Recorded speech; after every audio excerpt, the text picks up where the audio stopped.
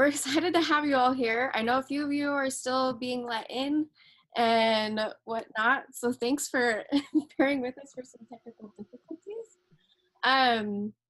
We're excited to talk about like history of romance and things like that. I wanted to start off by saying that like love and romance has been around for like a very, very long time. But the meaning and definition has changed throughout many different eras, and what romance looks like to us is totally different from what it was for our parents or grandparents, and it will be different for our children. So we're joined by some of our proper romance authors today, and so we're going to discuss how romance has changed through these different eras. So I'm just going to go through who I see first on my screen and introduce them. So first we have Julianne Donaldson, who most of you know, and she is the author of Edenbrook. And she's also joined by Mr. Darcy there in the background, which is pretty fun. We also have Arlem Hawks, who is one of our new authors to the Proper Romance line. And this is her new book coming out in February called Georgiana's Secret. And if everyone who signed up for the Zoom meeting has a chance to win this. And so we'll do that at the end. Next we have Becca Wilhite, and she is the author of Check Me Out in our Proper Romance series, so one of our contemporary authors. We're happy to have her here. We also have Krista Jensen, who is also one of our new Proper Romance authors, and she is the author of Miracle Creek Christmas, which is coming out in just a couple weeks. So we're all excited for that. I also wanted to add a note that if you pre-order the book, you can get an exclusive Proper Romance pin that looks like this. I don't have the pins yet, but it looks like this. You can find all the information out on our Facebook page or Instagram page, and if you pre-order and submit your receipt, you can get this pin in the mail. And then next we have Nancy Campbell Allen, and she is the author of our steampunk proper romances and some historicals. She has a new steampunk proper romance coming out in October called Brass Carriages and Glass Hearts, and it's a retelling of Cinderella. So we're very excited for that book to come. And then we have Sarah Eden, and she's the author of our Victorians and many other proper romances, but coming soon is The Gentleman and the Thief, which we will find in bookstores in November. And so we're very excited about that one. Next we have Julie Wright, and Julie is the author of our more contemporary proper romances and one Regency that's coming out soon. So A Captain for Caroline Gray is the brand new Regency coming from Julie, and we're also giving away a copy of this book too, so stay tuned. And then we have Megan Walker, and Megan is the author of Lakeshire Park, which came out earlier this year, and it's just a fantastic proper romance, Regency proper romance. And then we have Leah. Leah is the author of Promised, which also came out earlier this year, which is another Regency proper romance. And we have Josie Kilpack. So Josie's the author of many Regency proper romances, most recently Rakes and Races. I know a lot of you have read and you enjoyed, and I love the Mayfield Family series. So that is our proper romance authors.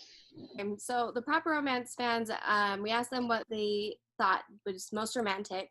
The number one answer was kindness, and 2 was long walks, 3 flowers and gifts, 4 kissing or physical touch, 5 love letters, 6 acts of service, 7 date nights, dating, candlelight dinners, all of the above.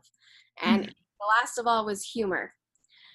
So that being said, I wanted to ask all of you, what comes to mind when someone says romance? Like when you hear the word romance, what is the first thing that comes to your mind? When I hear romance, I think of a love story of 2 people coming together and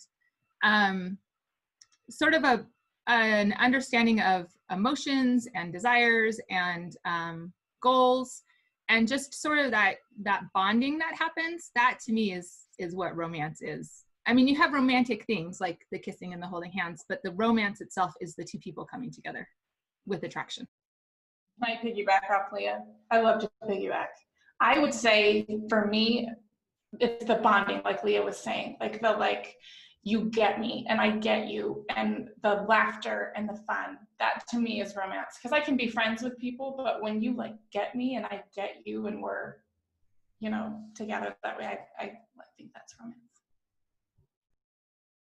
I would say somebody had on the list that somebody had said that the acts of service and kind of the romantic gestures of that way, the dramatic sweeping gestures of just help. I mean, I was actually talking to my husband this morning about it. And I mean, we don't do a lot of the flowers and even date nights. We don't really do. We have, my parents live with us and his father who has dementia lives with us. Kind of our romantic gestures have turned into something totally different. So our romantic gestures are, I take care of his father, and he takes care of my parents. And we do things for each other that kind of ease that a little bit. And that's kind of I don't know, for me, that just acts of service are, I think, a big romantic thing. Apologies are so romantic to me.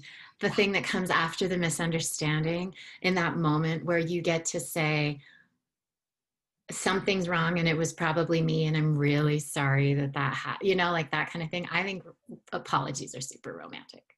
I get a lot of those in my life. I'm probably the worst person to ask this about because I'm not inherently a romantic person. We were teaching our kids about love languages many years back and what different people's love languages were. And my daughter said, I know what mom's love language is. It's being left alone. I was like, she's not wrong. So I'm probably the worst person to ask about that. I don't know. I value strong relationships where the people care about each other and value and respect each other. But I don't know, like kissy romance. I mean, ask the editors. They're always telling me this is a romance. Could your characters kiss at some point? I'm like, ugh. But yeah, I don't know. I don't have a good definition. I think that moment of where you feel you belong, and not necessarily to each other, but that you belong in your own skin, and that's okay. And the other person gets that. And I think those little moments are so fun to write, even when there's like a clash of personalities or whatever. Those moments that you can hit where you go, I belong here. This feels familiar. This feels home. I think those points are very romantic. I agree. Does anyone else want to chime in? Nancy? Yeah, when I think of romance, of course, I think of romance novels. And usually we write about that first meeting and that first phase of romance and the relationship. Or if it's like a story about a couple who has been apart and then come back together, it's still kind of about rekindling and starting something new.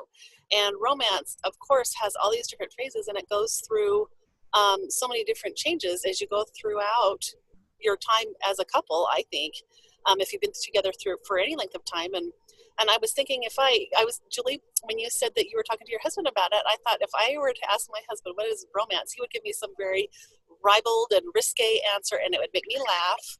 And so the humor is a huge part of our relationship still. And it's like, Krista, it's like you said, being kind of comfortable in your own skin, being comfortable with someone.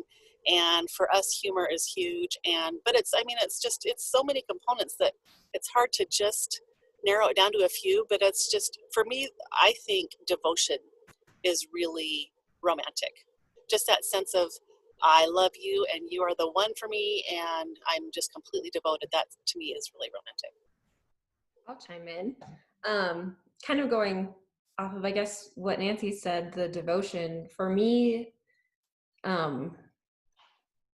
the romance is like battling through something together and coming to that point where you have to choose, and you choose to be with that person, even though it's difficult, even though you're going through so many other things. You're that's the most important and that person is the most important. I love all those answers too. And romance is totally different for everyone and what they like. Probably because like the different love languages. And if you don't know what your love language is, you should go take the quiz because it's really fascinating to learn about what your love language is. I did want to ask, so kind of going into how romance looks different in different eras. How did people meet in different eras? Like, how did people meet back in the Regency period? Julianne, do you want to start off with that one? Sure. Well, I think that something that we see in a lot of Georgette Here's books, not so much in Jane Austen, but Georgette Here writes a lot about things that happen in London during the season. And this was like a big matchmaking period of time.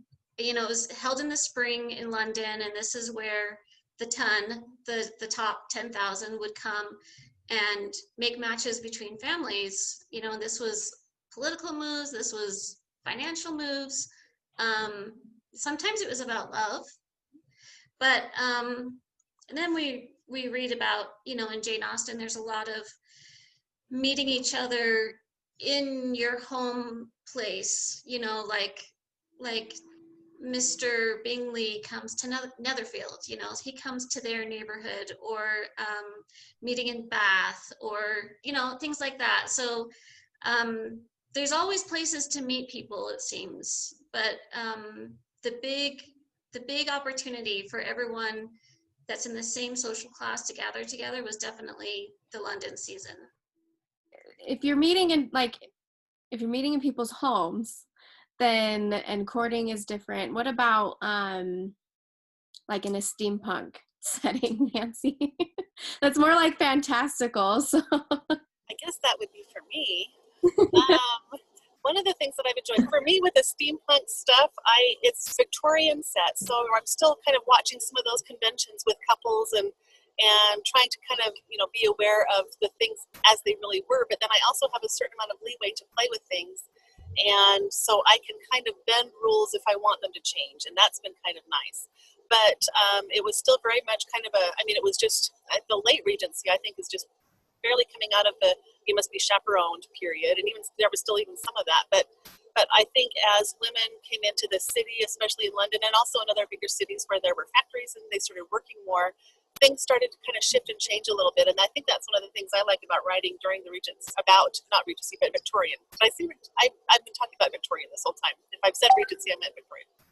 Anyway, I think that there's a little more freedom of movement in that era, and so that's one of the things I've enjoyed about being able to write steampunk and later Victorian stuff.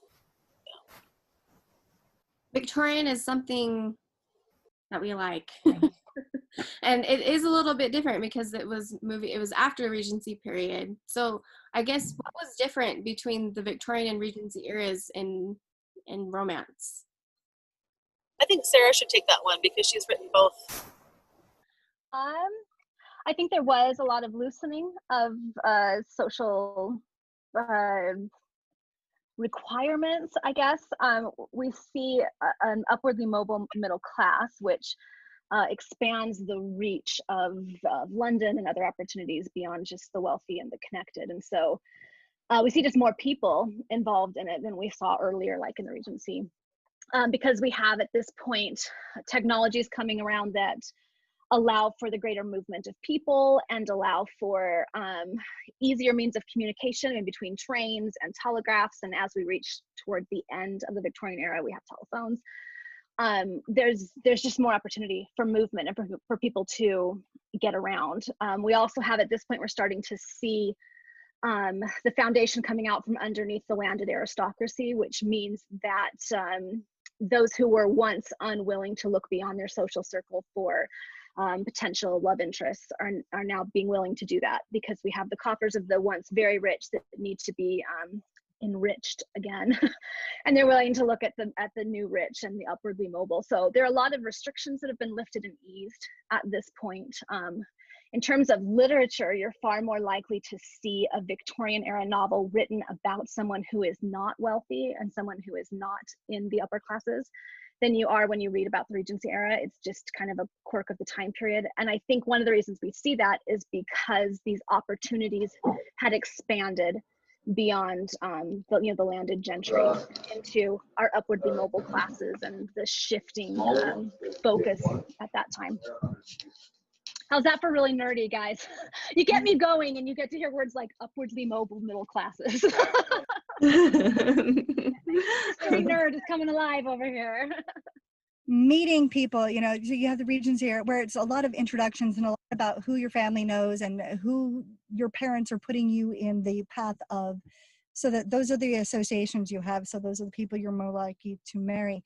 As we move on, like Sarah said, you know, as people start moving into factory situations and women actually start working and enter the workforce, they have greater opportunities to meet people outside of their family sphere. And I think that changed the dynamics of how people met each other a lot. And now we have our current society where we're just as likely to meet in a Facebook page as we are on the street or at work. So I think it's interesting how our society has shifted to a kind of a digital, I would dare say, a digital society. And that's interesting, especially over the last 6 months.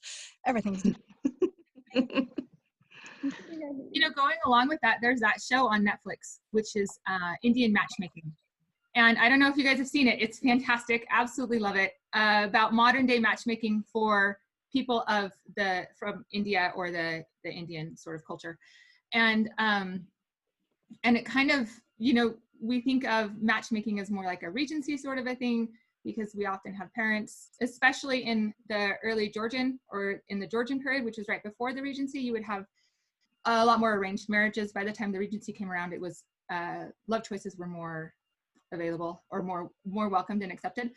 But one of the things that this show illustrates is, you know, we can either use social media today to hook people up, or you can go to a modern matchmaker who sort of filters more than that and filters a little bit of personality and filters other things and meet that way. And we think, oh, matchmaking, like that's a horrible way to live because then you have to be with this person. But in actuality, a lot of times they are more compatible sometimes than the people we might choose for ourselves or the people that we think we would be more compatible with. And I just thought that was really enlightening and interesting. Hey, I'm gonna also suggest Indian matchmaking or the Indian matchmaker, because yeah, I binged it on Netflix like one weekend. It totally changed my life because I'm single. I'm trying to figure out how to find, you know, someone.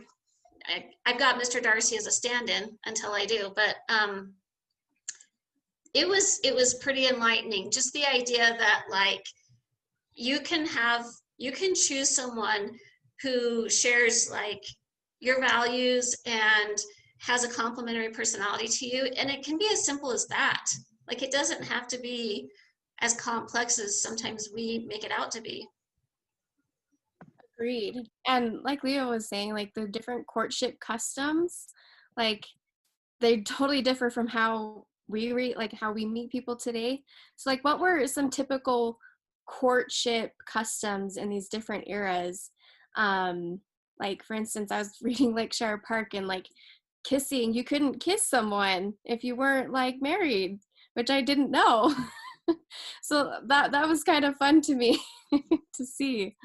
Like what were kind of the standard things?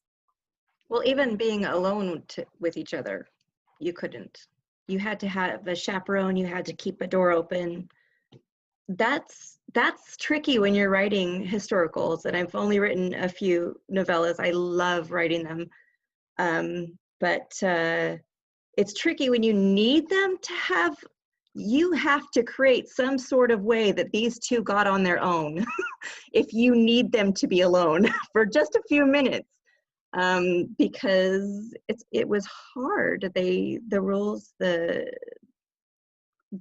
restrictions, the societal restrictions, and the ways the women could be ruined if they had a misstep. The men, not so much. They could get away with more. But so that's interesting in writing those stories and those meetups, is how are we going to create something where in our society, and for years, for decades, we are allowed to be alone. We are allowed to have moments where we get to know the person without people listening in, and from the time we're teens sometimes. So Krista, I think that's super interesting because it really adds an element of danger to the things like the long walks that the readers love so much, right? That they find so romantic. It's not just emotional vulnerability, it's literal danger.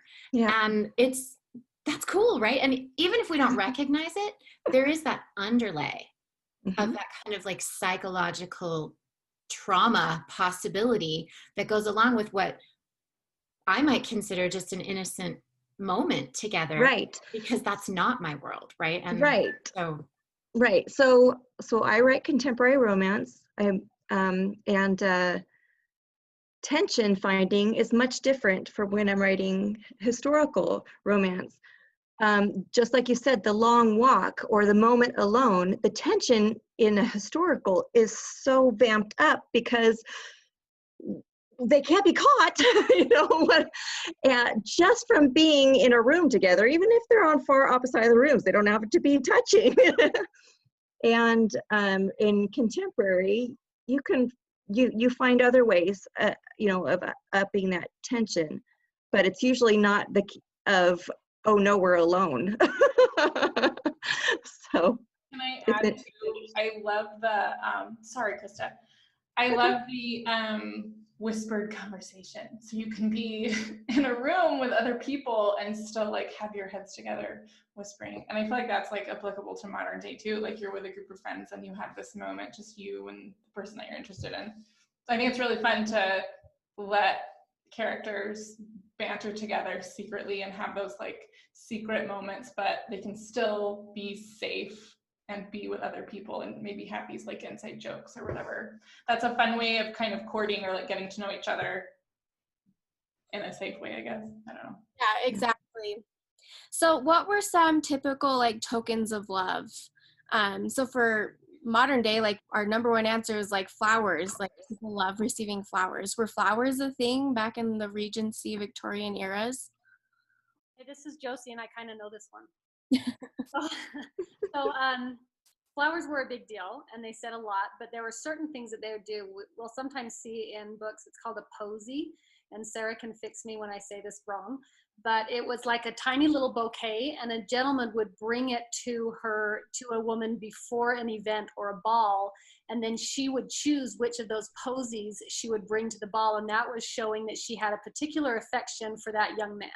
So a very popular debutante may receive a dozen posies in the day before the ball, and it would be a different color, and the different colors would say something, but it's just a tiny little thing.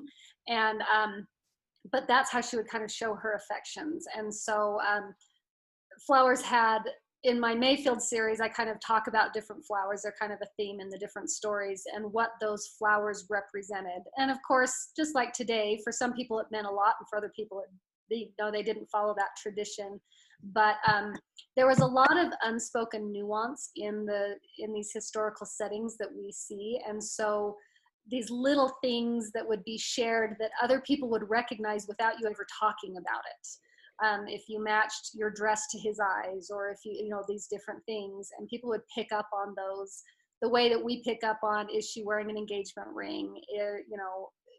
Remember that song, Give Them Something to Talk About? Are they laughing too long? Are they, standing too close? Those types of things. And flowers, at least in this one little piece, were kind of a way that you could communicate your feelings without saying anything. Cool. There's also the dancing more than two sets. If they danced more than two sets together, well, then clearly they were attached. And so that would be something that a woman would want to be a little careful of, if, especially if she really liked dancing and there's only a few people available to dance with. It kind of can make a ball a little inconvenient, but even something as small as that shows intention. I read something about spoons. I guess like there's like a token of love where you gave them like a spoon. I read it very briefly, so I think it just means spooning, and that's a more modern thing. that's a more modern thing. I don't know anything about spoons as like a gift or something. Would they hang it on their nose maybe? And if they have that, meant they have a good aquiline nose. I don't know. It was some weird article, but yeah, was food like a token of love? Like we love giving chocolate. Was like sharing, I don't know, food a thing too? Could be, if, I don't know, if it were a heroic sort of situation. She needs food. It would have been for me. I would have loved for somebody to bring me a little cheesecake or anything like that. Most definitely. In London, what is the name, Sarah, or whoever, what is the name of that ice cream place? The ices, where you'd go and get the ices in London. Gunther's. Isn't it Gunther's? Gunther's. Yeah, and that was a popular place to take a lady or meet or in a group and buy a lady an ice treat. I'd marry a guy who bought me that. I'm just saying. So what are some things that maybe like that were brought over from the Regency period that like we still find romantic today, I guess?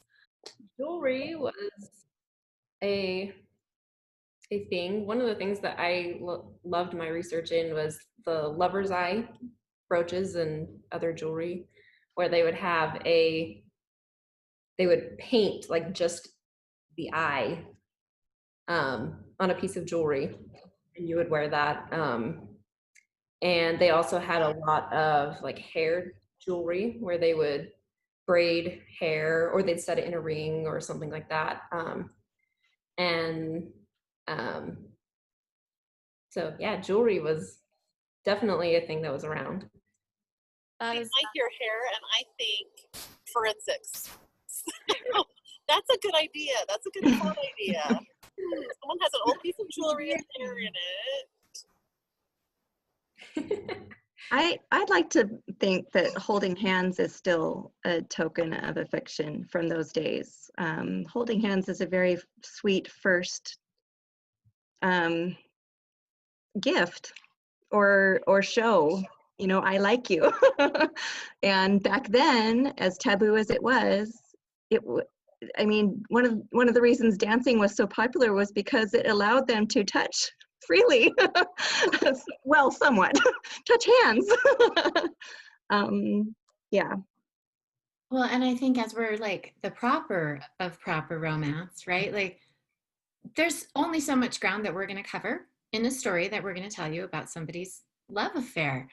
And there is something powerful about first touch. And even just the casual hand brushing as you accidentally pass each other someplace, it zings you sometimes, right? Like, wow, that's like a thing. And I've been married for 100 years and I still love that feeling of the handhold, right? And it's not only when I hold hands with my husband, when my children take my hand, and my kids are all grown up and old and taller than me. It's not romance, but it is love. I feel protected. I feel guided and cared for when somebody takes my hand. And so there's more than just like a pitter pat kind of love attached to that really sweet and fairly innocent gesture. I mean, it's innocent. It depends, right? It depends where you are and how close you're supposed to be to each other. But yeah, again, in that historical setting, it adds a little bit of that kind of emotional danger where, you know, we really ought not to be in such close proximity to each other. But that the hand touch can be really powerful. I think another form would be letters, right? So the letters that were exchanged and were often kept, that carried on, not just, I mean, whenever letters were started to be sent or whatever. Not so much in the Regency, because a man couldn't write a woman that he wasn't, or a woman couldn't write a man that she wasn't related to. Anyway, you know, all of those rules.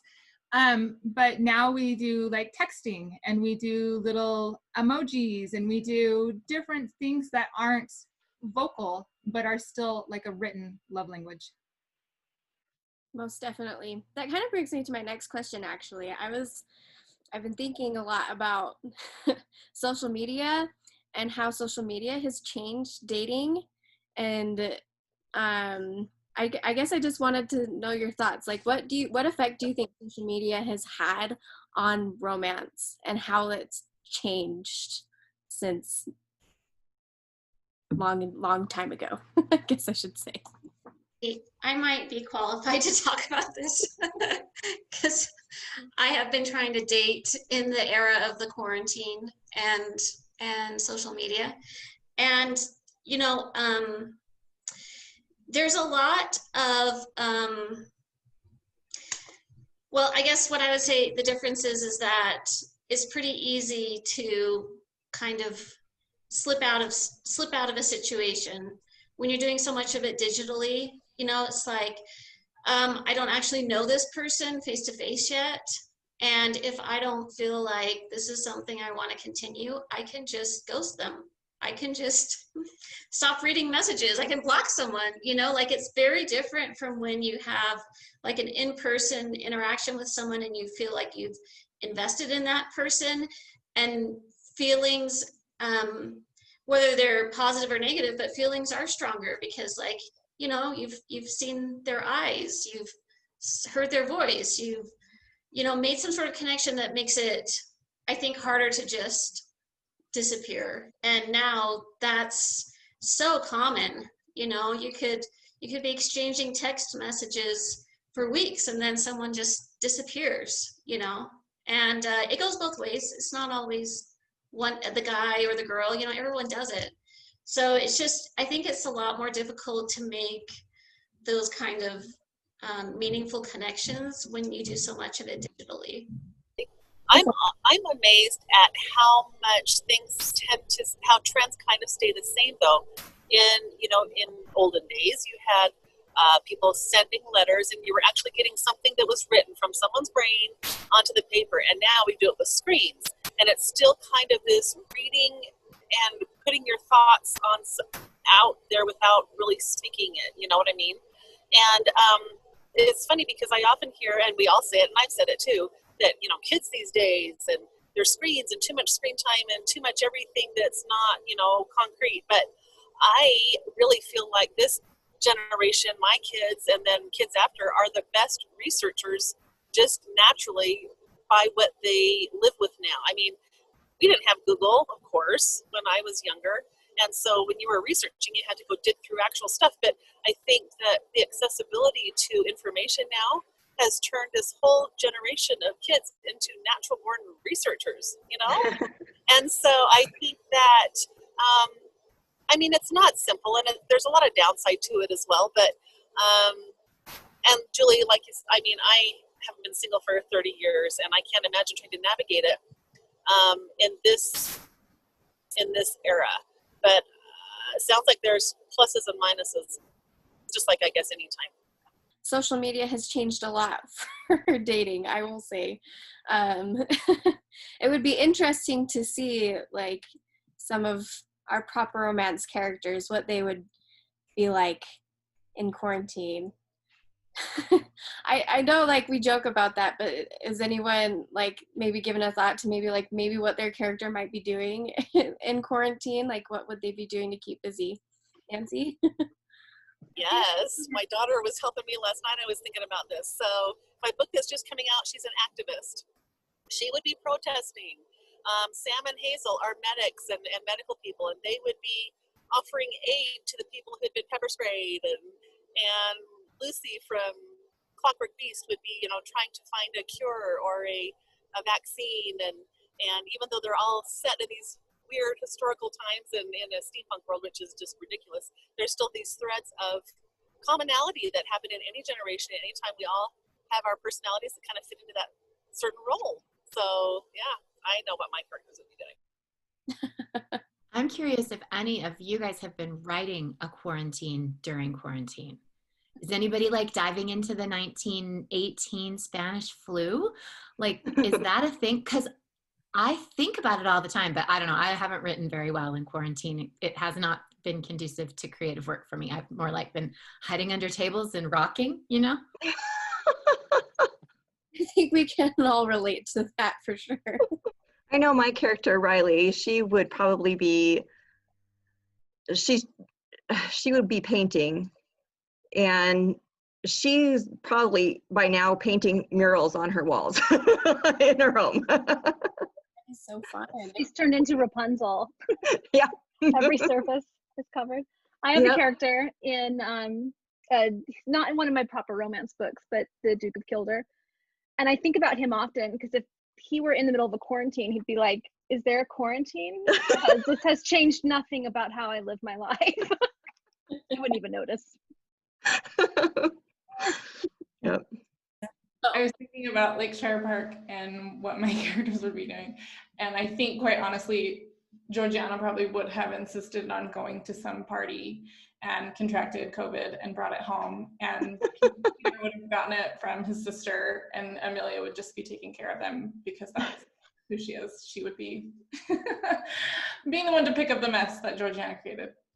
My new captain for Caroline Gray. Caroline would definitely be, she's on a boat. So they all have it and everybody on the boat is like one of those cruise ships where everybody's dead. Or it's the cruise ship that there's a quarantine or what's going on? A disease? What? No, we're on a ship. We can get it. We're fine. So it could go either way for them. So I actually have a little epidemic in my book that's coming out, where it's a disease that nobody really knows what it is. And it was really weird to be editing it during quarantine and all of this stuff because I had written it way before. And they were quarantining people because they didn't know what it was and they didn't know how it spread and all of those things. So it was really weird to be revisiting that. For my characters, I think Georgiana would be just taking care of business, doing her responsibilities and maybe drawing. But for Dominic, he would be very stir crazy and he would be the one who is like going insane having to be quarantined. So sounds exciting. I cannot wait to read your book and for everyone else to read your book as well, Arlem. So we're getting close to time. So I wanted to kind of get your final thoughts on romance and how it has differed. So anyone want to chime in if they have any last thoughts they want to get out there? So one thing, and Sarah's going to know dates on this. I know I keep deferring to Sarah, but she's really super smart about stuff. But one of the reasons why Regency is a fun era to write romance in is that it was relatively new into a time that a woman had a choice in who she married. So in the late 1700s, and I'm going to let Sarah fix she probably knows the exact date and the exact parliamentary whatever rule, but up until then, a father could marry off his daughter or a brother could marry off his sister without consent from the actual bride. And I think she only had to be 12 years of age. And there were certain things that, she just didn't have that power. And so marriage was a social alliance, and that was pretty much all it was. You would hope that that love would grow afterwards, but it was, Regency was only, 30, 40 years after that. So it was only a single generation in between those time periods where now a woman had to say, yes, I agree to marry him. And it had to be done by someone in a church and it had to be recorded. And so it changed marriage in huge ways for women, where they got to agree to it, which means they got to make a choice. So imagine if you were raised without the expectation that you would make a choice and you never even considered it. It didn't feel right or wrong. It was just what your future was going to be. And then to have that shift and actually have a say, and granted, many women still didn't have as much say as we get in our decisions, but it's a pretty phenomenal societal change, and it influenced the way that marriage worked, which is why we get to write about that, and we see the challenges between the older generation and the younger generation, and the younger generation wanting to make these choices that their parents never had, or their parents weren't quite sure this was a good idea. So I don't know what you want to add to that, Sarah, but when I had discovered that in my research early on, it was fascinating to me, and it made more sense on why we don't see so much Georgian romances or earlier, because romance, coming together because you really loved somebody just wasn't the norm. Right. Yeah. It wasn't until the very end of the 1700s that that a woman had the right to refuse a match. And now, of course, logistically speaking, women were still forced into marriages all the time because she didn't have a lot of legal power. But yeah, it did. It made a big difference. I think, like Josie said, that's one reason why the Regency is so intriguing, because we have this, the cacophony created by two different worldviews colliding in this generation. And it was almost an experimental generation. It's the first time they were really allowed to make choices about who they were going to marry. And yet the older generation didn't think it was a great idea. This generation had no idea how it was going to go. So it was such an experiment. And I think it's also one of the reasons why, as we head into the Victorian era, we start to see even more marriages that go beyond the strict, this is a transaction, this is meant to enrich a family, this is, you know, for the good of, you know, two families coming together. We start to see that begin to spread a little bit more. Before that, marriages of love were more or less relegated to the lower classes. And so it's a huge shift in worldview to believe that the upper classes not only could choose who they wanted, but that it would be a good thing in the long run. So that makes the Regency very, very interesting, because there was that shift there. And I think one of the reasons also that we enjoy reading about love in the past is because while it has these different complications, at its heart, it's the same. Like, I mean, what do we want today out of our relationships? We want to be loved and respected. We want to be treated well. We want loyalty. We want to be uplifted as a person. You want someone to contribute to our happiness as opposed to taking away from it. That's always been the case. And so I think that's why we love reading romances across the eras, whether it's contemporary or historical, because while the situations are different, at our heart, people have always been the same. And I think that's what romance reminds us of, that at our heart, we want the same things and we're the same. And so we can relate and we can see in other people's struggles our own, even when our circumstances don't look the same. I couldn't have said it any better. That was perfect. Is there anything else anyone wanted to add before I wrap things up? Can I add a little something? Yes. Just in recent past, and we touched on writing letters historically, I think of my parents. My mom was at college with roommates, and one of her roommates had a brother who was living in Peru. And she said, let's all write my brother letters. And so my mom and her roommates wrote her brother letters. And my dad liked my mom's letter so much that he wrote her back. And then they kept writing. And when he came home from Peru, they dated and fell in love. And they got engaged right before he was sent off to Vietnam. So I think of that letter writing, and I think, oh, it's, you know, initially it's like, oh, you know, we don't write letters anymore. But then I think of my daughter, who, when she found the boy who glowed for her, he was still kind of oblivious. And she was texting me about this when he started texting her, because he was picking her up for a carpool thing that they were going to together with some people. And she was bearing her feelings to me in text. And then there was nothing for a while. And then she came back on and said, Mom, and I knew immediately what had happened. She was still bearing her heart to me, but had accidentally texted it to him. No. Oh no. So and it opened his eyes. And she's like, what do I do? What do I do? Of course she froze, and I talked her through it. And I said, you just have to come at it laughing. You just have to say, oops, that was for my mom, obviously. And he laughed and it smoothed over. But what it did was open his eyes.